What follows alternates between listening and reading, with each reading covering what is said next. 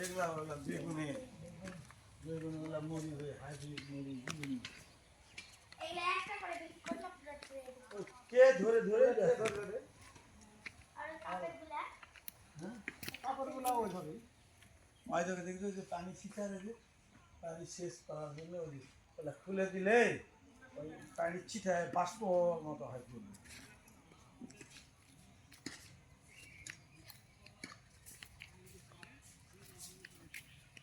ব্যয়বহুল খরচ তো।